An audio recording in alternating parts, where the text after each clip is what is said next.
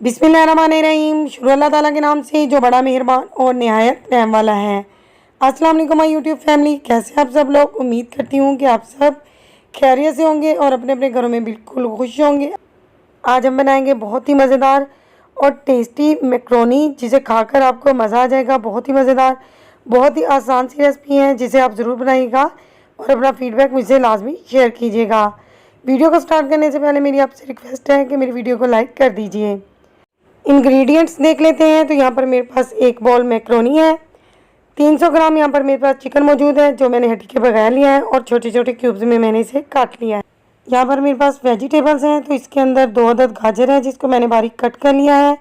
2 अदद शिमला मिर्च हैं, इनको मैंने क्यूब्स में काट लिया है। 2 मीडियम साइज़ के टमाटर और 2 मीडियम साइज़ के प्याज थे, जिनको मैंने बारीक काट लिया है। सोया सॉस जाएगा इसके अंदर। इसके अलावा इसके अंदर जाएगा सिरका। आधा चम्मच यहाँ पर मेरे पास लहसुन का पेस्ट है। आधा चम्मच काली मिर्चों का पाउडर है। आधा चम्मच दरदरी सुरख मिर्चें और पिसी हुई सुरख मिर्चें हैं। आधा चम्मच ही मेरे पास नमक मौजूद है। तो इसके अलावा इसके अंदर जाएगी मायोनीज़ और केचप जाएगी। आप केचप का फ्लेवर ले सकते हैं जो आपको पसंद हो। तो तैयारी के लिए यहाँ पर सबसे पहले मैंने एक कढ़ाई में पानी डालकर इसको बॉईल कर लिया है। पानी को बॉईल करने के बाद मैं इसके अंदर 2 छोटे चम्मच नमक ऐड कर रही हूँ। अगर आप बड़ा चम्मच ऐड करें तो एक ही काफ़ी होगा। 2 चम्मच मैं इसके अंदर घी ऐड कर रही हूँ। आप चाहें तो आप कुकिंग ऑयल भी ऐड कर सकते हैं। ये इसलिए ऐड करेंगे ताकि मैक्रोनी जो है वो आपस में जुड़े नहीं। उबलते हुए पानी में मैक्रोनी ऐड करके एक दफ़ा हम चम्मच को चला देंगे ताकि मैक्रोनी जो है वो आपस में चिपके नहीं। 7 से 8 मिनट लेगी मैक्रोनी बॉईल होने में, तो आपने इसे हाई फ्लेम पर बॉईल करना है। बीच बीच में आपने एक दफ़ा इसमें चम्मच चलाना है ताकि मैक्रोनी बॉटम से ना लगे और आपस में नहीं जुड़े। जब इस तरह से बॉईल होता हुआ पानी थिक होना महसूस हो तो आप इस मैक्रोनी को निकाल कर चेक करके देख लें। अगर आपकी मैक्रोनी बॉईल हो गई हो तो आप इसे छान लें। मैक्रोनी यहाँ पर बॉईल हो गई थी, मैंने इसको छान कर ठंडा पानी इसके ऊपर डाल दिया है ताकि मैक्रोनी आपस में नहीं चिपके।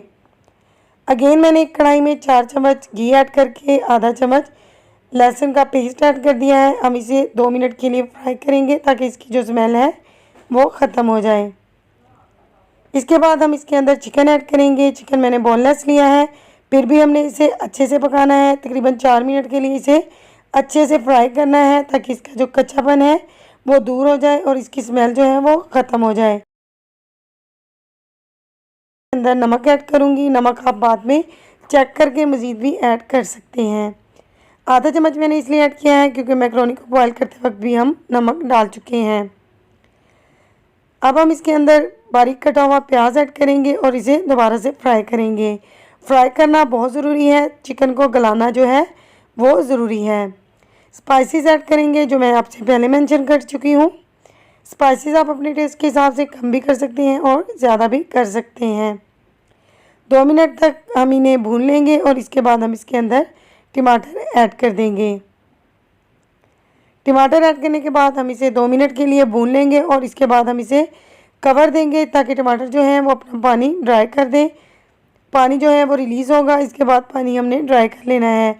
4 मिनट के लिए मैंने इसे 3 से 4 मिनट के लिए कवर दे दिया है ताकि टमाटर के पानी के अंदर जो चिकन की बाकी कसर है कच्चेपन की वो भी ख़त्म हो जाए। अब हमने इसकी अच्छे से बुनाई करनी है। तकरीबन 2 मिनट तक, 2 से 3 मिनट तक मैंने अच्छे से इसे भून लिया है। अब हम इसके अंदर बाकी की जो वेजिटेबल्स हैं वो भी ऐड कर देंगे। वेजिटेबल्स को हमने बिल्कुल फ्रेश रखना है, ज़्यादा पका नहीं लेना है, वरना मैक्रोनी का जो टेस्ट है वो ख़राब हो सकता है। सिरका मैं इसके अंदर 1 बड़ा चम्मच भरकर ऐड कर रही हूँ, तो आप चाहें तो 1.5 चम्मच भी ऐड कर सकते हैं। सोया सॉस मुझे बहुत ज़्यादा अच्छा लगता है, इसलिए सोया सॉस मैंने 2 चम्मच ऐड किया है। आधा कप हम इसके अंदर मेयोनीज़ ऐड करेंगे और आधा कप ही हम इसके अंदर केचप ऐड करेंगे। केचप ऐड कर लेने के बाद हम इसे अच्छे से मिक्स देंगे। अच्छी तरह से हमने मिक्स करना है इन्हें। फ्लेम को मैंने ज़रा कम कर दिया है, लो नहीं किया है, मीडियम फ्लेम किया हुआ है मैंने यहाँ पर। तो अब हम इसे 2 से 3 मिनट के लिए मिक्स देंगे और इसके बाद हम इसे 2 मिनट के लिए कवर करेंगे ताकि जो सब्जियों का कच्चापन है वो निकल जाए।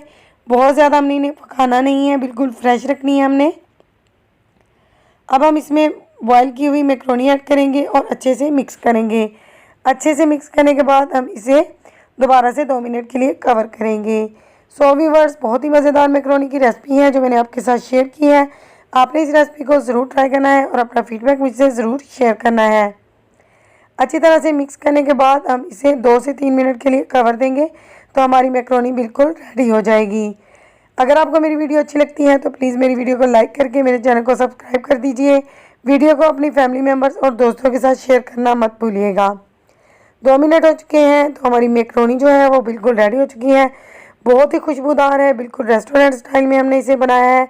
आप इस तरीके से मैक्रोनी को ज़रूर बनाइएगा और अपना फीडबैक मुझसे लाजमी शेयर कीजिएगा कि आपकी मैक्रोनी कैसी बनी है। लुक वाइज आप देख सकते हैं कि ये कितनी फ्रेश लग रही है, बहुत ही ज़्यादा डिलीशियस होती हैं। आप इसे बनाकर खा सकते हैं। ये सब्जियां इसमें शामिल की जाती हैं तो बहुत ही ज़्यादा हेल्दी बन जाती हैं। खुद भी खाएं, घर में बनाकर बच्चों को भी खिलाएं। बाज़ार से ख़रीदें तो ये बहुत महंगी पड़ती है, घर में ये आसानी से बन जाती है। बहुत ही इजी रेसिपी थी जो मैंने आपके साथ शेयर की है। तो मिलते हैं इंशाल्लाह ताला नेक्स्ट वीडियो में किसी अच्छे से यूनिक से टॉपिक के साथ। तब तक दुआ में याद रखिए। अल्लाह।